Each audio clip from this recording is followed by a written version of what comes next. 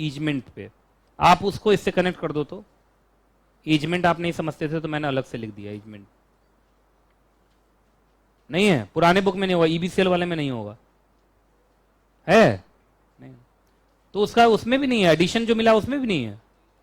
अच्छा कोई बात नहीं है, तो इसको देख लेंगे, ठीक है, फोटो खींच लेना अभी। अच्छा सुनो, क्यों बात करते हो, इधर सुनिए। ईजमेंट राइट, ईजमेंट का मतलब एंजॉयमेंट का राइट, ये भी सेक्शन 6 में लिखा हुआ है। सेक्शन 6 में एंजॉयमेंट वर्ड लिखा तो उसको डिफाइन भी कर दिया। आ जाओ तो सबसे पहले ईजमेंट का मतलब देखो लिखा, right to enjoy, right to enjoy. आप सुनना पहले अच्छे से समझाता हूं कि क्या कहानी है, ठीक है। अच्छा तुम लोग को पहले क्या अच्छा लगता है कि पहले लाइन बाय लाइन पढ़ाना है या पहले कॉन्सेप्ट समझा दीजिए बाद में लाइन बाय लाइन मैच करा दीजिए? तुम लोग क्या अच्छा लगता है ज्यादा? पहले कॉन्सेप्ट फिर लाइन बाय लाइन मैच कराइए। सच पूछो तो यही होना चाहिए, लेकिन मैंने 90% लोगों को देखा है ऐसे ऐसे लिखते रहते हैं, अब बाद में बोलना स्टार्ट करते हैं क्योंकि वो खुद ही भूल चुके होते हैं। तो क्लास में पहले पढ़ते हैं अब फिर ऊपर आते हैं, अब मुझे इसकी जरूरत नहीं पड़ती। नहीं आप देखिएगा बहुत जगह आपने देखा होगा, टीचर स्टार्ट करेगा पहले खुद पढ़ जाएगा पूरा, अब बाद में बोलना स्टार्ट करेगा, तो उससे क्या होता है ना, मजा नहीं आता है। मैं पहले पूरा कहानी सुना देता हूं फिर मैं मैच करा दूंगा।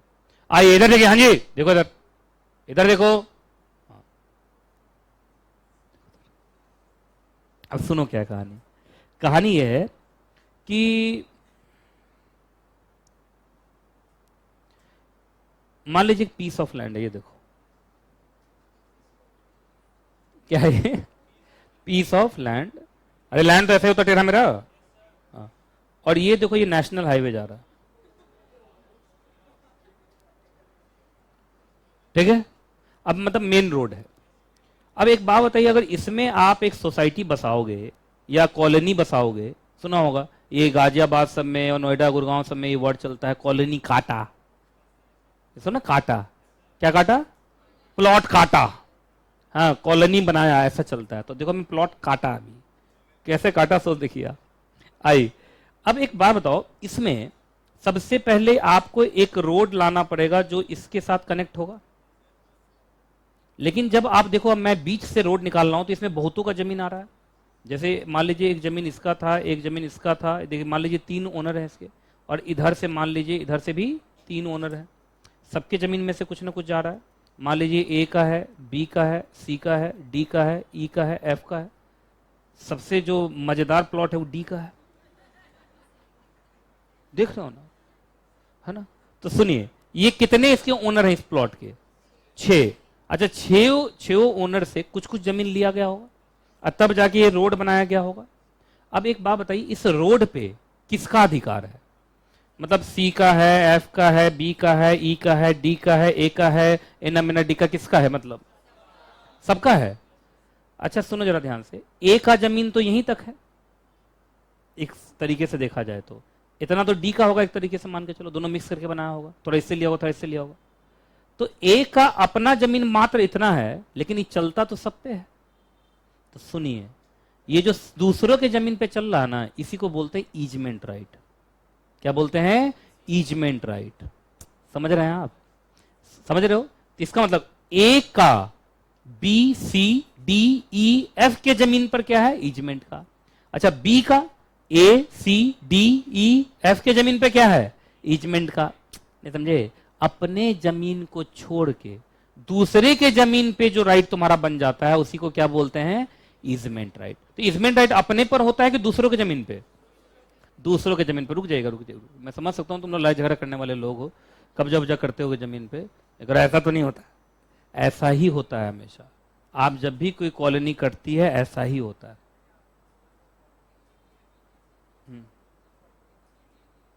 अरे मैं एग्जाम्पल दे रहा हूं, ये तो पूरा एकदम सच में काटने लगा जमीन। वो कह रहा है गवर्नमेंट की जमीन है, तो गवर्नमेंट अगर पूरी गवर्नमेंट की है तो गवर्नमेंट तो फ्लैट बेच देती है ना, एमआईजी फ्लैट, एलआईजी फ्लैट, ये फ्लैट वो फ्लैट। अगर अगर गवर्नमेंट ने जमीन भी बेचा तो प्लॉट काट के तो जमीन बेचा हो गवर्नमेंट, जीडीएन भी जमीन बेचेगा तो प्लॉट काट के तो बेचेगा। तो एक ओनर थोड़ी होगा, हमेशा ओनर एक से ज्यादा हो जाएंगे, नहीं हो जाएंगे। तो अपने जमीन को छोड़ के दूसरे के जमीन पे जो तुम्हारा राइट होता है ना, उसको कौन सा राइट बोलते हैं, ईजमेंट राइट। अभी और एग्जाम्पल दूंगा, पहले ये समझ में आया कि नहीं, पहले बताइए आप। चलो एक और एग्जाम्पल लेता हूं, या इस एग्जाम्पल से पहले मैं ना लाइन बाय लाइन टैली करा देता हूं।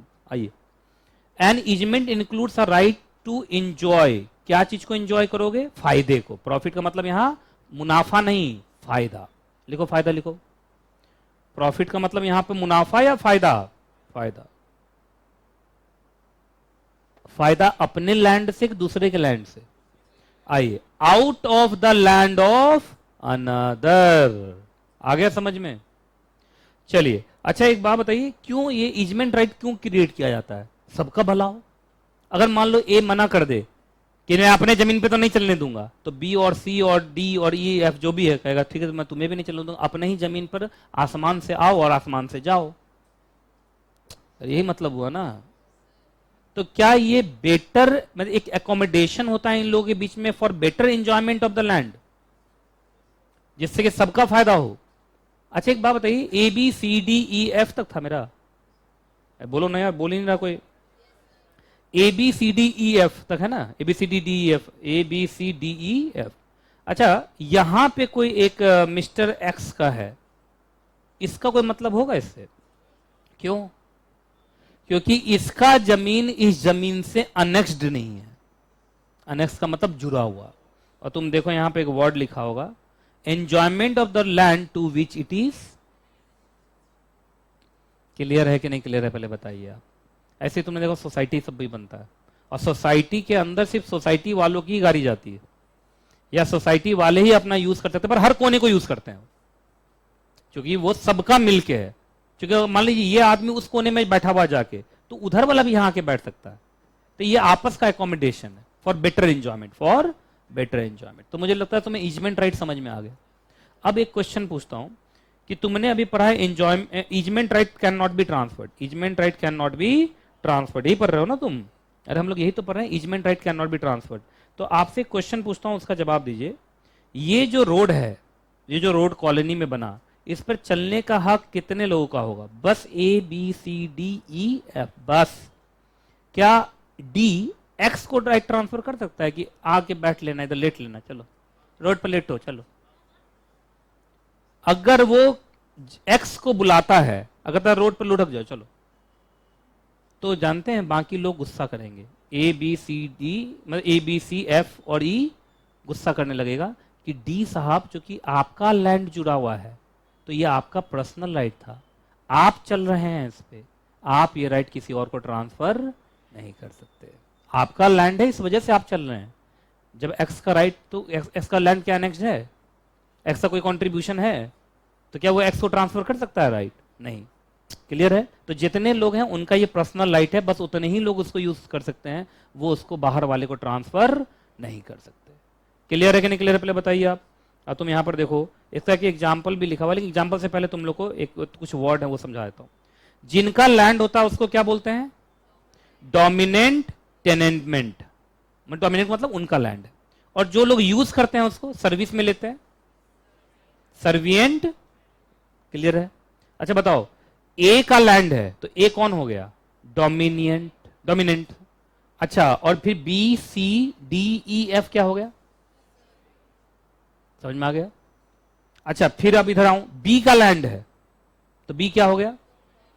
और फिर ए सी डी ई एफ क्या हो गया? अब समझ में आ गया? तो इसका मतलब इन दोनों लोगों का आपस का अरेंजमेंट है ना? चलिए, अच्छा एक एग्जांपल लिया, नहीं एग्जांपल पढ़ो, तो जो एग्जांपल वो मैं जो बोला वही है क्या? देखो तो क्या वर्ड है? A is the owner and he has the right of way over the way of another. यही है ना? पढ़ लो। चलो अब एक दो क्वेश्चन पूछता हूं उसका। अच्छा एक बात बताइए, कपड़े सुखाने का राइट, कपड़े सुखाने का राइट, जैसे मैंने मालूम चला एक बिल्डिंग उनको किराए पर दिया, मैंने तुम बिल्डिंग में रहो, तो बिल्डिंग में सिर्फ रहेगा कि कपड़े भी सुखाएगा? धोएगा भी, देख रहे हो? जो भी है तो पढ़ो तो जरा, लास्ट में पढ़ो। एक केस हुआ था, गणेश प्रकाश वर्सेस खांडू बख्श। अरे नाम यही तो क्या बोलूंगा। चलो पढ़ो।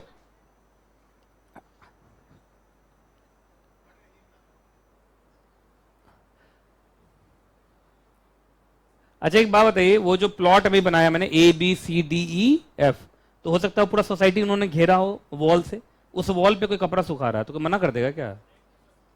और दूसरा भी एक राइट है, पढ़ो।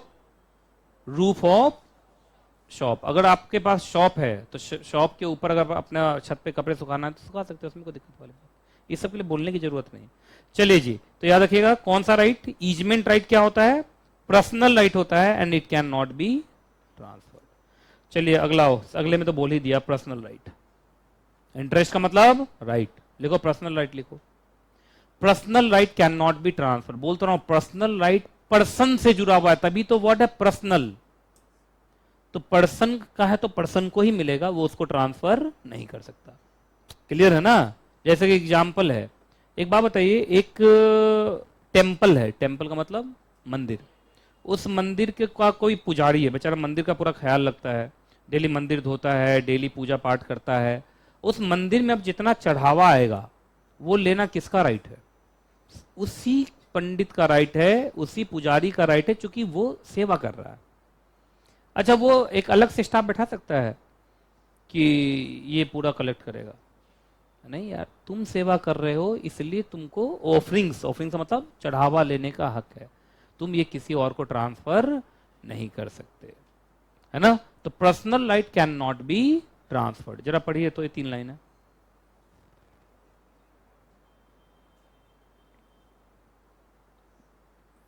जो नहीं पढ़ रहा बेवकूफ है।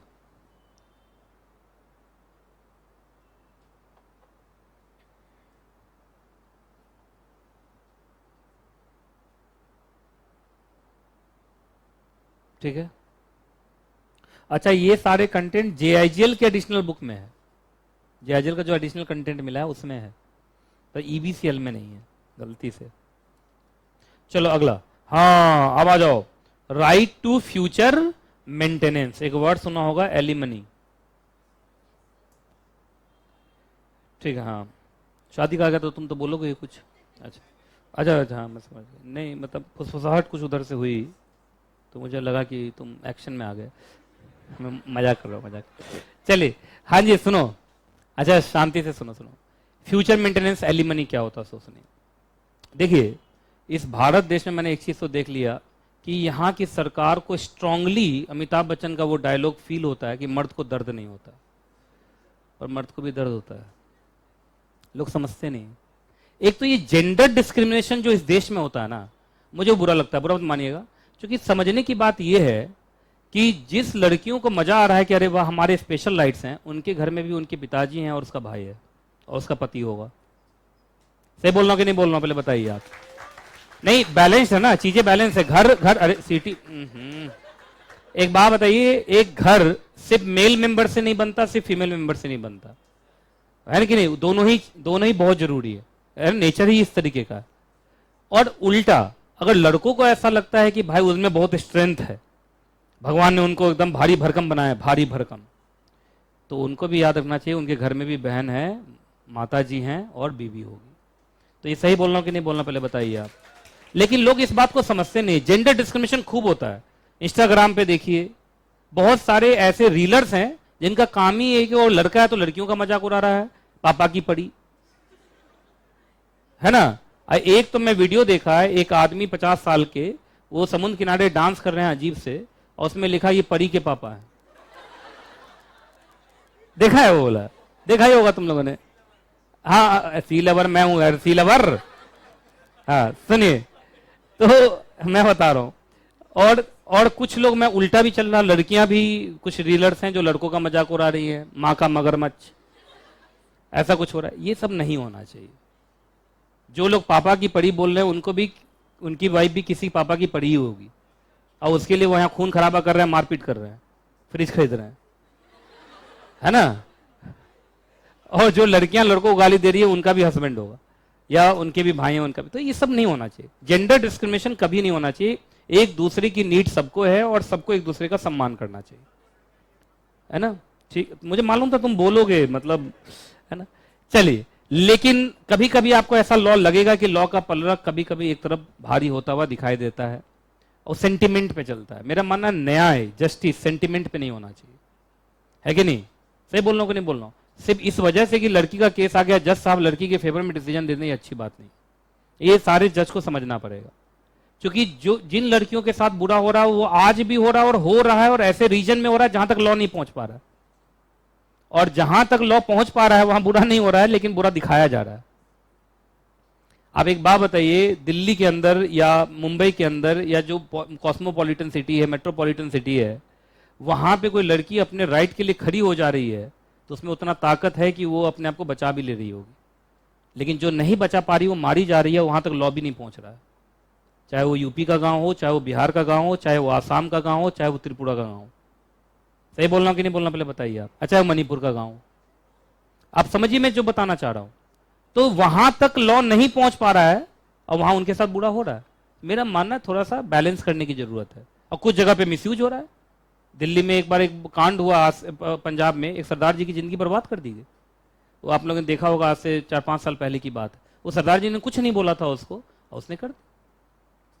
तो ये समझने की जरूरत है, जेंडर डिस्क्रिमिनेशन मत कीजिए। आज उस लड़की को मजा आया कि एक लड़के का जिंदगी खराब कर दिया, कोई लड़की उसके भाई का भी जिंदगी खराब कर सकती है, तब कैसा लगेगा? सही बोल रहा हूं कि नहीं बोल रहा पहले बताइए आप। तो इस बात का ध्यान रखिए। लेकिन आजकल देखता हूं, आजकल जो पढ़ी लिखी लड़कियां हैं वो इस बात को समझती हैं। मैंने बहुत पढ़ी लिखी लड़कियों को देखा है कि अगर कहीं गलती से ठोकर लग भी जाए, पहले वही सॉरी बोल देती है। ऐसी भी लड़कियां हैं। और कुछ लड़कियां घर में मां बहन नहीं है,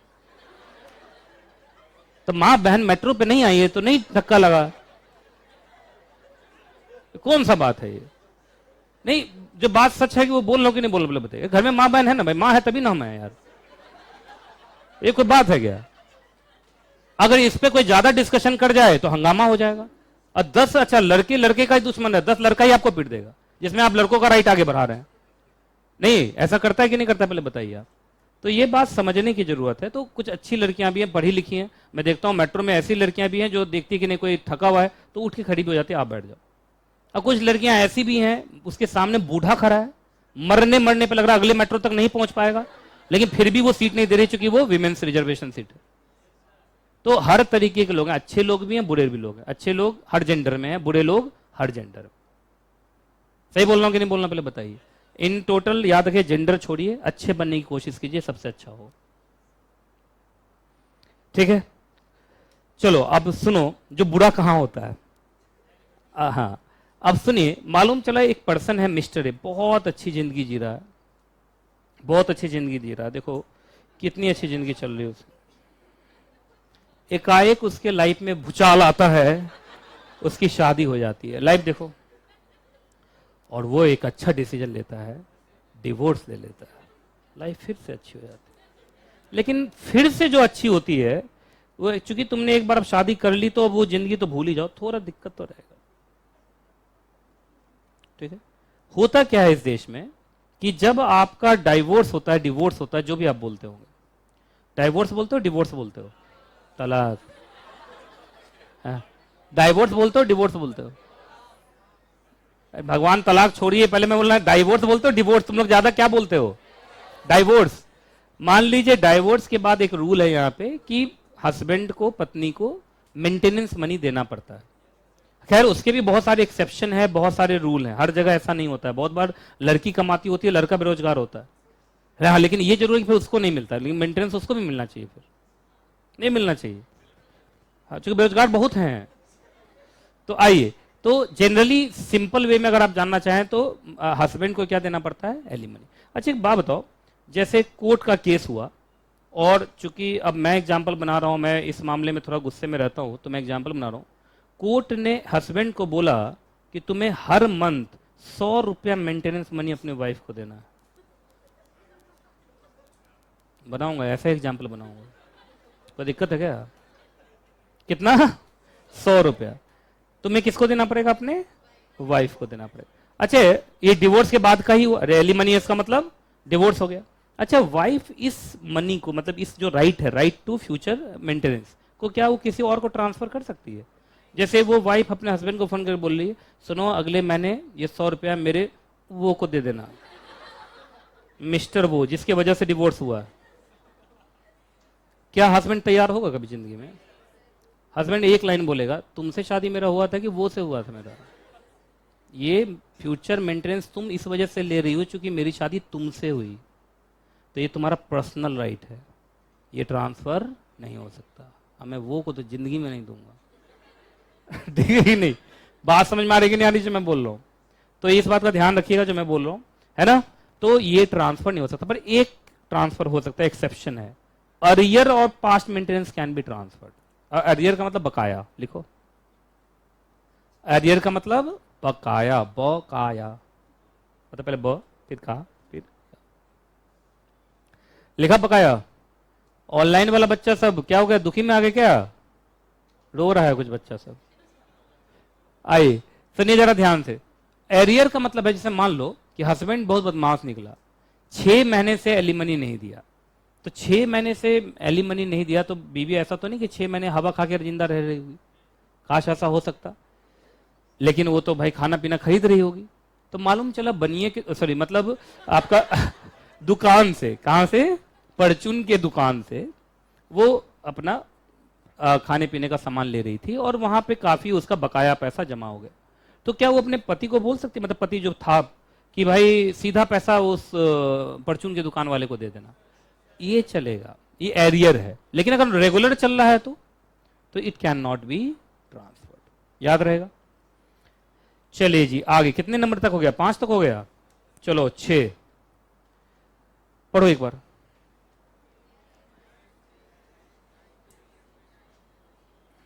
पढ़ लिया? मेयर का मतलब सिर्फ होता है, ओनली, सिर्फ, दिल्ली की भाषा में खाली, है ना, सिर्फ, ठीक है, लिख दिया सिर्फ, है ना। कुछ लोग आधे नींद में सर्फ लिख के बैठ गए हैं, ठीक है, सिर्फ। पढ़िए, मेयर राइट टू सू, सू का मतलब केस करना, एक ही बार सू बोलना है, ठीक है। ऑनलाइन वाला बच्चा बोल रहा, आपके एग्जाम्पल सुन के रोना आ गया, और लिखने वाली मोनिका है, क्योंकि 100 रुपए का मेंटेनेंस मनी नहीं दिया मैंने, तो इसको रोना आ गया, देख रहे हैं। और जो लड़के होंगे वो तो खुश होंगे, 100 भी क्यों, 1 रुपया भी तो यूनिट है ना। आइए, अच्छा एक बात बताइए, सिर्फ केस करने का राइट ट्रांसफर कर सकते हैं आप? हाँ, सिर्फ केस करने का राइट कैसे ट्रांसफर करेंगे?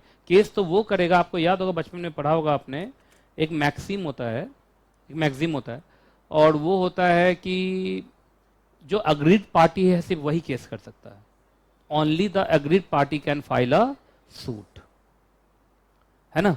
एक बात बताइए, मालूम, मैं एग्जाम्पल कैसे लूं, एग्जाम्पल किसी बच्चे पे ले लूं, है ठीक, तुम ही पे लेता हूं। मालूम चला मैंने इसको 4 थप्पड़ खींच के दिया, इसलिए मैं ढूंढ रहा था, तुम समझा नहीं। मैं 4 थप्पड़ खींच के दिया, एक थप्पड़ में 16 दांत उधर चला गया, एक थप्पड़ में 16 दांत इधर चला गया, एक थप्पड़ में जीभ उल्टा हो गया, और एक थप्पड़ में मुंह हिल गया। अब एक बात बताइए, आप मान लीजिए टीचर हैं, स्टूडेंट नहीं कोई काम करके लाया, होमवर्क नहीं करके लाया, ऐसे करेंगे आप? नहीं, ऐसे करेंगे कि आप उसका सब कुछ बदल देंगे जिंदगी। ये ज्यादा नहीं होगा, ज्यादा नहीं पीट दिया मैंने। अच्छा एक बात हो, मेरे ऊपर अगर केस करने की बात हुई तो केस कौन करेगा?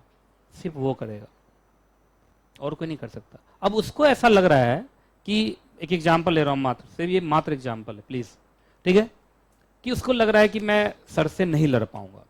मान लीजिए इसको लग रहा है कि सर बहुत वेल्दी पर्सन है, बहुत पैसे वाले हैं, तो इनसे नहीं लड़ पाऊंगा।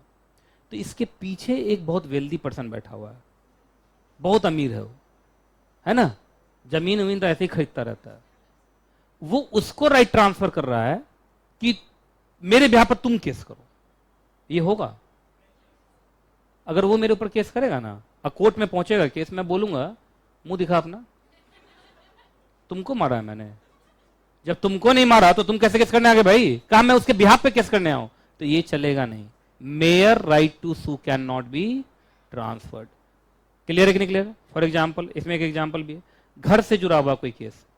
अब मालूम चला मेरा एक घर है, और ये देखो, इधर देखो, किराएदार देखो, ये किराएदार मेरे घर में घुस गई, निकल नहीं रही है, कब्जा जमाई हुई है, ठीक है। अब मैं शरीफ आदमी, मुझे ऐसा लग रहा है कि मैं इसको तो निकाल नहीं पाऊंगा, गुंडी है एक नंबर की, गुंडा का गुंडी तो होगी, है ना, गुंडी है। तो मैंने कहा मेरे से, मैं इससे तो लड़ नहीं पाऊंगा, एक नंबर की गुंडी है, जब भी बात करने जाता हूँ गाली से बात करती है और हंगामा करने लगती है। तो मेरे इलाके में एक गुंडी ये है, तो इस गुंडी को मैंने भेजा, जाओ तुम इसको निकलवा लो, निकाल देगी? नहीं हो पाएगा, पॉसिबल नहीं है, घर मेरा है तो केस भी मैं ही करूंगा। अच्छा मैं उसका घर ही बेच दूं इसको, तो जैसे मुझे लग रहा है ऐसे भी तो ये घर से निकलने से रही, मेरा घर तो गया, एक काम करता हूं इस गुंडी को घर भेज देता हूं, तब वो केस कर ले, चूंकि घर ही भेज दिया ना, नहीं समझ में आ रहा है इन लोग को, पढ़ो तो जल्दी से पढ़ो। ये लिखा हुआ है, 2 लाइन है बस।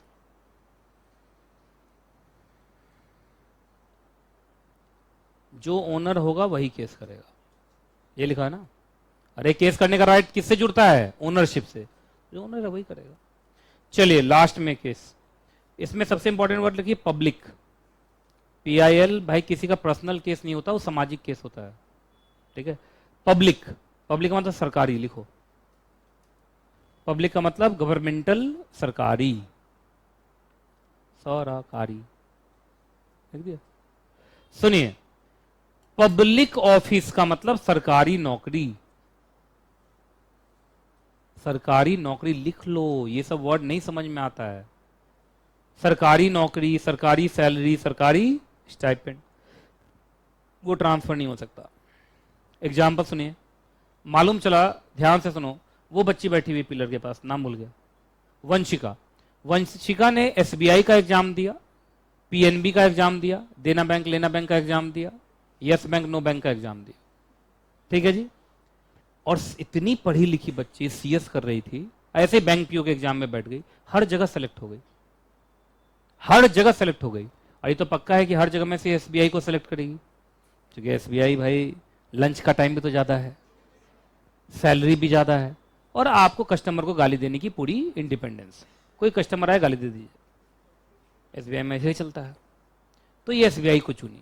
अच्छा SBI को चुनी, अब बाकी 5 बैंक छूट गया, तो बाकी 5 बैंक में ये अपने 5 सहेलियों को भेजना चाहती है कि देखिए मैं तो आ नहीं सकती, ये चिन्नी मुन्नी पुन्नी लुन्नी टुन्नी, है ना, इनको जो है आप किस पर क्या करिए, नौकरी पर रख लीजिए। क्या ये सरकारी नौकरी ट्रांसफर कर सकती है किसी को? अच्छा लेकिन प्राइवेट नौकरी होता तो देखिए, प्राइवेट नौकरी होता तो सब प्राइवेट मालिक होता। अगर प्राइवेट मालिक को लगता है कि इसकी दोस्त जो है वो भी उतनी ही क्वालिफाइड है, तो रखने के लिए रख ले, वो तो प्राइवेट पार्टी के दिमाग पे है ना। लेकिन सरकारी में ये सब चलता नहीं है। सरकारी नौकरी, सरकारी सैलरी, सरकारी स्टाइपेंड, ये सब ट्रांसफर नहीं हो सकता। आपको मिला है, ये आप ही का है, आपको लेना तो लीजिए, नहीं तो छोड़िए, याद रहेगा। तो सब मिला के कितने हो गए? 7। सातों का नाम बोले। एक तो हायर अपेरेंट था, स्पेस सक्सेशन, दूसरा राइट ऑफ री एंट्री, तीसरा है easement, number 4 personal right, number 5 future maintenance, number 6 mere right to sue, number 7। मुझे लगता समझ में आ गया।